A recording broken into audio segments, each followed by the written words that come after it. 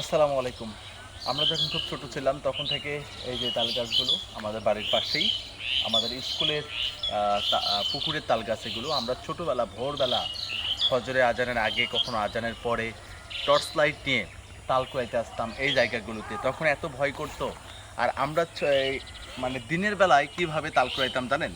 এই যে বিচ্ছাতু পাতা, যেটা আমরা নওগাঁ মানুষ জানি, যেটা গায়ে দিলে মানে ধরে, সেই বিচ্ছাতু পাতা এবং গোবর, গরুর যে গোবর আমরা মিক্স করে তারপরে এই যে এভাবে তাল গাছে দিয়ে রাখতাম। আরও কাছে আসো।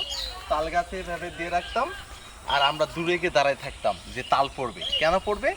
যেহেতু এটা মানুষের গায়ে দিলে গা জ্বলে, তাহলে তালের গাছে দিলে তালের গাছে জ্বলবে, তখন তাল ফেলে দিবে। এখন এগুলো আসলে মনে পড়লে অনেক হাসি পায়, যেগুলো আসলে কোনো বাস্তবের সাথেই মিল নাই। তো ছোটোবেলার সেই স্মৃতিগুলো আসলে মনে পড়লো যে ছোটোবেলা যখন আমরা তাল কুড়াইতে আসতাম একদম ভোরবেলা।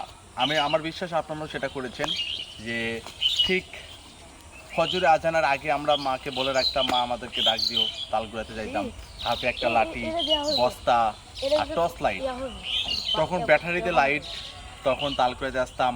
সেই সময় অনেকে ভয় দেখাতো। তারপরে এই স্মৃতিটা কার সাথে ঘটছে জানি না, ধরেন পুকুরে তাল পড়ে আছে, বাড়ির থেকে বলে দিত যে পুকুরে তালটা পড়ে আছে এই তালে লাঠি দিয়ে ঠাস করে বাড়ি দিবা, ওই তাল যদি ডুবে যায় তাহলে সেটা ভূত বা জিন, আর তালটা যদি ভেসে থাকে তাহলে সেটা তাল। তো আমরা সেটাই করতাম। তো আসলে ছোটোবেলার স্মৃতিগুলো মনে পড়ছে।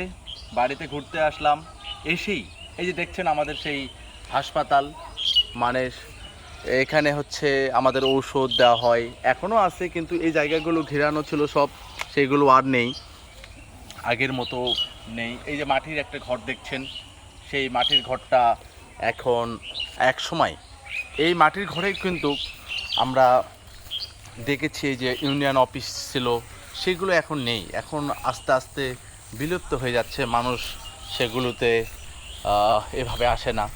তো এখন এইগুলো আসলে স্মৃতি হয়ে গেছে। দেখেন সেই মাটির ঘরগুলো কত সুন্দরভাবে, এগুলোতে কাটা তার ছিল, সেগুলো নেই, দিনের পর দিন অপব্যবহারে সেগুলো আসলে নষ্ট হয়ে যাচ্ছে।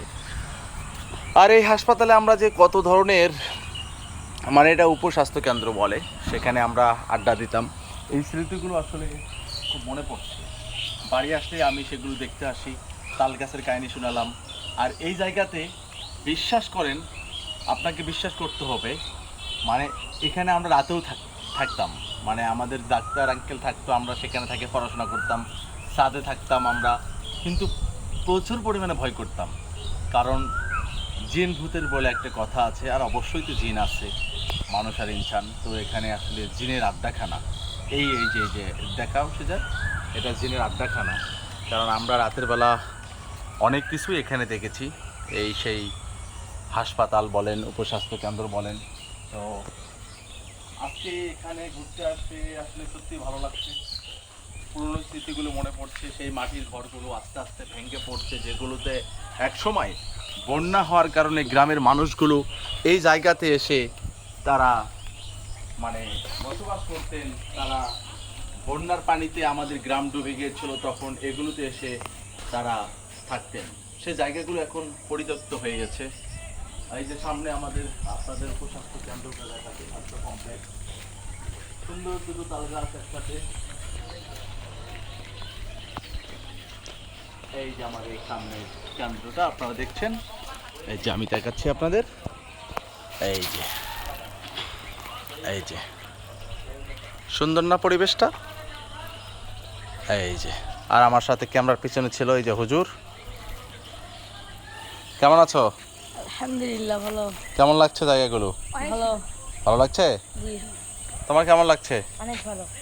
সেজার? সুন্দর। সুন্দর লাগতেছে? এই সেজার ক্যামেরাম্যান ছিল, আর ওরা দুইজন ছিল প্রাকৃতিক দৃশ্য দেখার জন্য দায়িত্বে। এই যে সেই মাটির ঘরগুলো এবং আমাদের ঐতিহ্যবাহী আমন্ত হাই স্কুল মাঠ, যেখানে ফুটবল খেলা হয়, ক্রিকেট খেলা হয় এবং বিভিন্ন ধরনের অনুষ্ঠান করা হয়। এই যে ঘরগুলো দেখছেন, এখানে খেলা থাকবেই।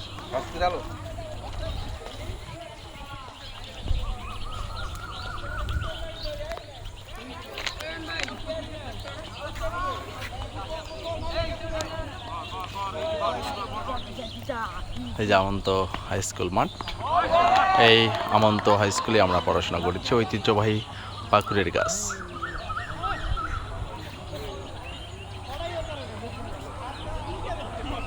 এটা আমন্ত বাজার। ওকে, ভালো থাকবেন সবাই, দেখা হবে আবার কোনো এক ভিডিওতে।